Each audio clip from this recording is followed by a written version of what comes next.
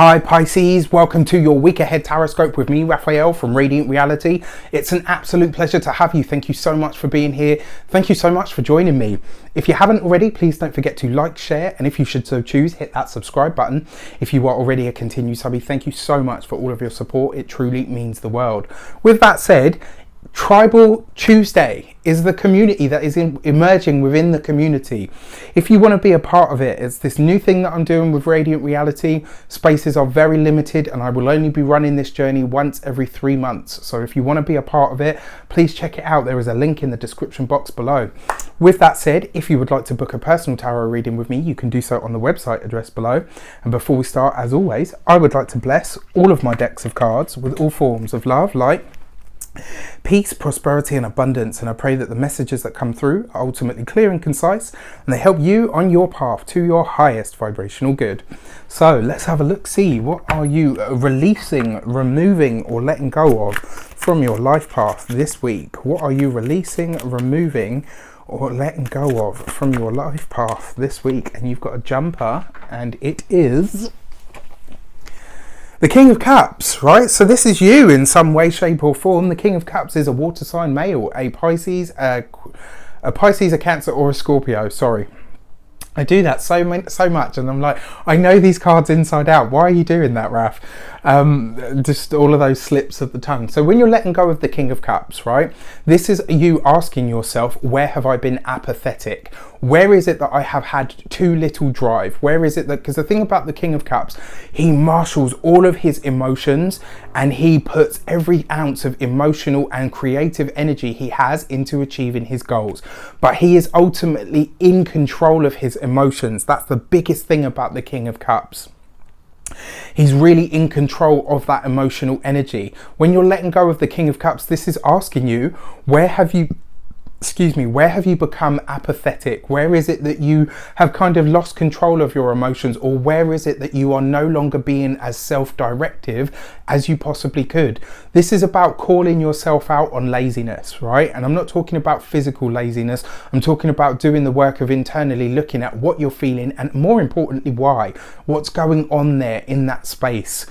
And the fact that you're letting go of the King of Cups, this is about not being swayed by the tides around you. So it's kind of like whatever happens around you, you should always be okay. You're a Pisces, right? You're super, super tough in a super, super gentle way. All right. So what's at the heart or at the meat of the matter? This week you get, wow, you get the Queen of Cups. That's really interesting. And it's also very, very powerful. When you get the King and the Queen, so they're a mated pair, right? The King of Cups and the Queen of Cups, they are a married pair. So these would be Pisces, Cancer or Scorpio people.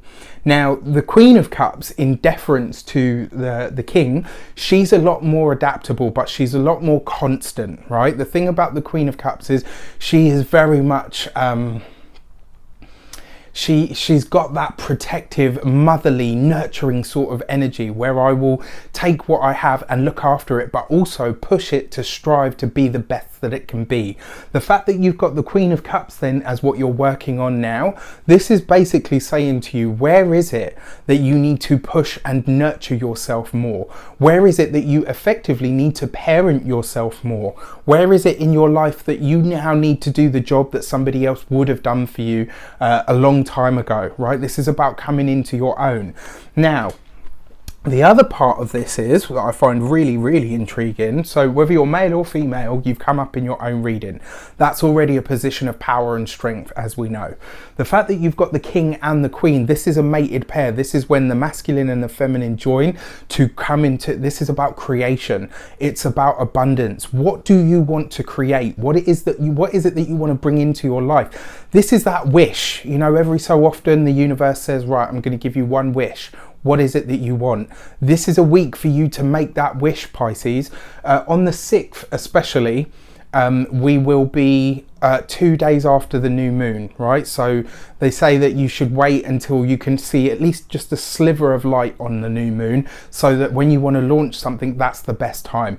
If you have an intention, if you've got something you want to create, something that you want to launch, the 6th of May is going to be a brilliant day for you. And with these cards as that energy, this is basically saying to you, what is it that you want to create? You're going to have to marshal all of your internal resources, your energy, your heart space energy, your love, your emotions, your creative energy. You need to turn all of that into something, and you need to channel it into something now. Put that energy behind the wish that you make on the 6th of May, and it will be something that for a long time you probably come to remember. And then finally, because I dropped all of my, luckily in one bundle, my majors cards. So let's have a look, see, right? What is your key to the week? And this week,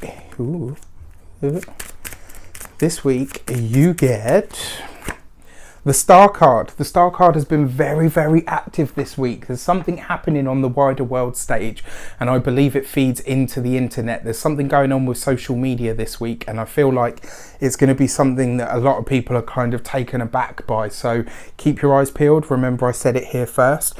In terms of the microcosmic level, for you guys personally, on your personal level, this is about you, and not just because I've talked about Tribal Tuesday. This is about you finding your tribe, or finding people that really have a similar mindset. That's the other thing as well, when you get the court cards coming together like that. This is about people that are on your wavelength. The Star card, Aquarius, people that get you. It's about you having more fun, more enjoyment, more connection with people. If you're partnered, this will be a fantastic week. It's almost going to be like you guys will be telepathic.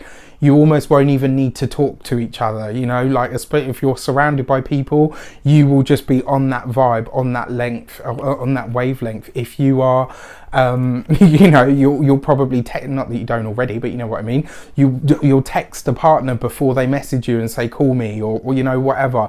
It's going to be a real close week when it comes to connections. This looks like fantastic stuff for those of you that have families, for those of you that are close to people, that you have a significant other in your life.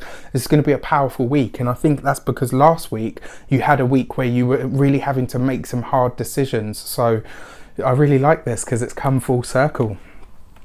Well, if it's not too personal, let me know how it shapes up for you in the comments below. I wish you an abundance of all of that good stuff. Have a fantastic week, and I'll see you very soon. Take care.